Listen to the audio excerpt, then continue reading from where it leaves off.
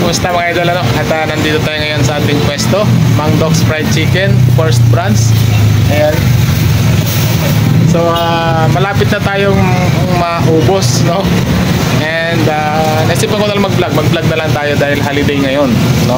At sana ay maraming ma-inspired at ma-motivate dito sa ating pwesto. Ito ay share natin yung tatlong pwesto natin, no? Alam kong marami ang magkaka-interest nito dahil kung magkano yung ating kinikita sa ating pwesto na tatlong branch, no? So 2025 ay meron tayong pangatlong branch itong taon lang, and siguro mga 2 years yung pang second branch, and ito mga 1 year na, ay 1 year, 3 years na. So umabot na siguro ng mga 3 to 4 years tayo sa negosyo na ganito mula nang ako yung resign, no? And naisipan ko lang ngayon sa inyo mag-share at mag-vlog, no? Dahil medyo mahina ngayon kasi nga walang taong pumapasok sa trabaho dahil special holiday ngayon. Kaya sabi ko mag-vlog na lang, at saka para meron naman tayong upload ulit sa ating YouTube channel, Daddy Godo Vlogs. Kaya naman ay nagpapasalamat tayo na magkaroon na naman tayo ng oras. Share ko sa inyo kung magkano yung kinikita natin sa isang araw sa tatlong branch. Unahin muna natin sa first branch kung saan ako yung nandito. So hindi pare-parehas mga idol, no? Hindi pare-parehas. Depende sa araw. May araw na malakas, may buwan na malakas, may taon na malakas. Last year 2024 ay medyo malakas yung taon na yon, no? Ngayon ay 2025, kaya nakabili tayo noon ng sasakyan ng pagpasok ng 2025 ng June, tapos yung bahay na paupahan ay January natin nabili, no? So katas yan ng 2 branch natin noon, wala pa tayong third branch. So depende, yun ang sinasabi ko, depende sa taon, depende sa buwan, depende sa araw. Ito kasi sa pwesto na to, magkakaiba kasi mga idol. Dito sa pwesto na to ay medyo malakas dito, ay tulad dito Monday pag may pasok, hanggang tapos Wednesday, tapos Friday, Saturday, tapos meron pa yung katapusan, meron pa yung kinsinas, may 5 pa yung sahod, may 25, may 20 na sahod, depende, may iba't ibang araw din, no? So depende, hindi si sure kung magkano kinikita mo sa isang araw. Depende rin kung maaga ka dumating dito or late na rin, no? Pero ang mahalaga ay kumikita ka pa din. So hindi ko ma-specify kung magkano ang isang araw natin, pero hindi sa bumababa ng sa isa dito sa ating pwesto na to, ay hindi sa mababa ng mga 1.5, malinis na. Yun lang. Hindi siya ganun ka sa isang araw. Hindi na bibilangin yung ibang araw, basta ano na, steady na lang siya. So babawas tayo sa ating dito sa ating expenses, siyempre sa pagkain ng tao natin. Ayan, yung basta lahat, mga gas natin, mga ingredients natin, yan, mga sauce, plastic, tulad yan, mga plastic tayo, sauce. So basta sa chicken lang, mga ganon.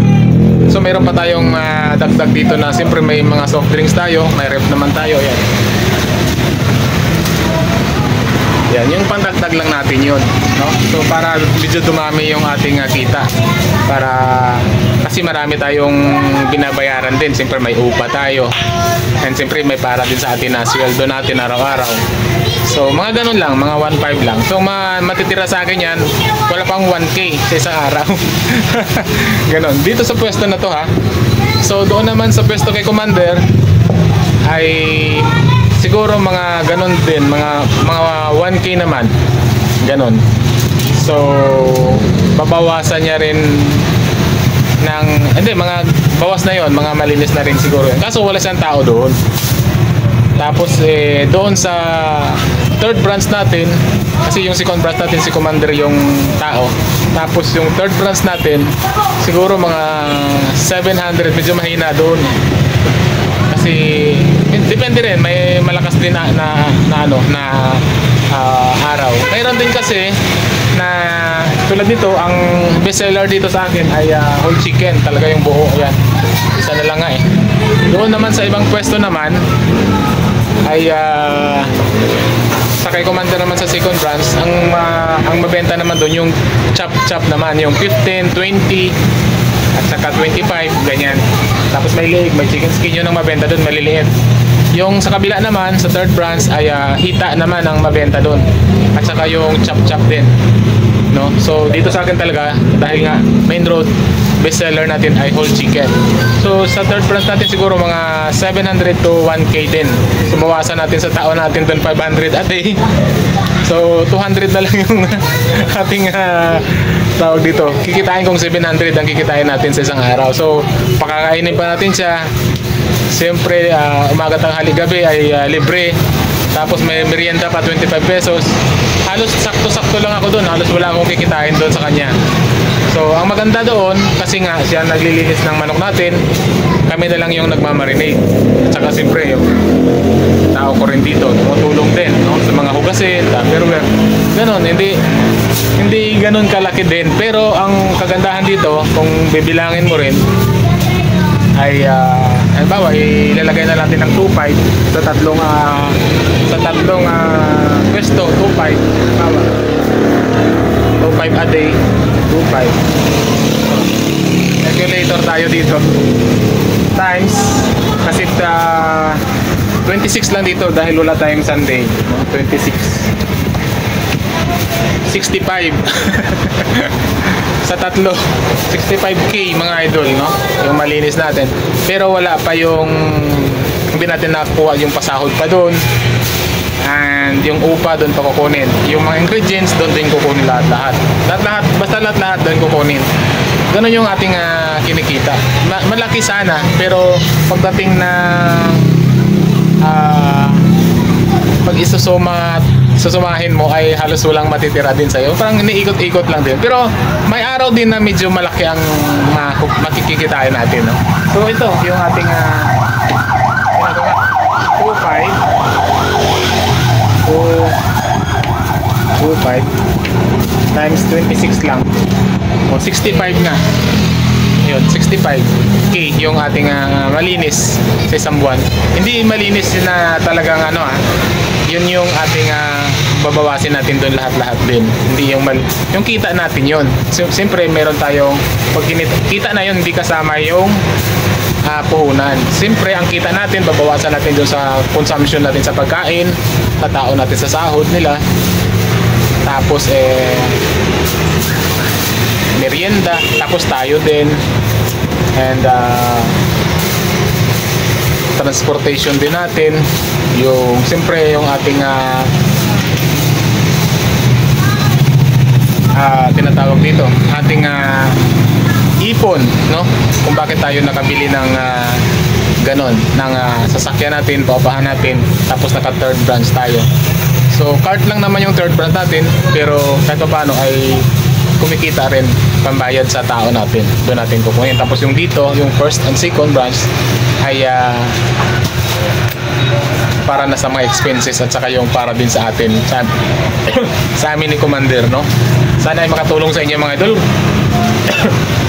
Yung iba nagsasabi na talagang mayaman, malaking kinikita natin, biruin mo 65 sa Pilipinas, ay talo mo pa yung isang teacher or sundalo diyan na medyo pulis, mababang rango. Pero kung susumahin mo rin sila, marami din silang gagastusin. So tayo din, siyempre may mga sira pa dyan sa sasakyan natin, meron pa tayong mga gas, dami-dami, no? So medyo ang matitira sa atin yon, depende nga kung may taon na malakas ang bentahan, may taon na mahina. Minsan abono tayo, minsan may kita tayo. So ganun sa negosyo. Kagandahan lang sa negosyo, kung talagang masipag ka, ay dodoble rin yung iyong kikitain. Ganun sa negosyo eh. Tsaka yung sipag, tapos yung tiyaga, no? So marami pa sana akong sasabihin sa inyo mga idol, no? Para meron kayong matutunan about sa paano magpatakbo ng fried chicken business, no? Maganda, medyo maganda ang kitaan dito. Kaso lang pagod din at saka puyat, no? Ganun din naman kahit naman magtrabaho tayo sa kumpanya, ay marami din na mapapagod din tayo at mapupuyat din. Lalo na kung sa call center tayo, grabe ang puyat. So, yun lang. And sana ay meron kayong natutunan dahil wala ako sa kondisyon mag-vlog. Kaso wala tayong ginagawa ngayon dahil wala nga customer dahil holiday. Pero kanina, humataw naman tayo mga idol. Kita nyo naman, wala na rin. Yan na lang. Leeg na lang ito eh. So, yun lang. 9 PM na ngayon, 10 or 10:30 hanggang 11 tayo dito. So, yun. Sana ay meron tayo na-inspired at na-motivate. So, dun galing yung ating mga naipundar na unti-unti lang na kahit medyo maliit ang kita, tipid, tapos medyo kailangan marunong din tayo mag-budget kasi hindi naman ganun kalakihan yung ating kinikita. Karamihan sa nagsasalita, sasabi sa atin ay mayaman tayo dahil may sasakyan, may bahay, ganito. Hindi po, talagang paunti-unti lang, paikot-ikot lang din. Umaangat naman kahit paano, basta kahit dahan-dahan. Yun yung nakikita kong positive na nagagawa ko namin ni Commander, no? Sa tulungan namin. So yun lang at maraming salamat. God bless at bye.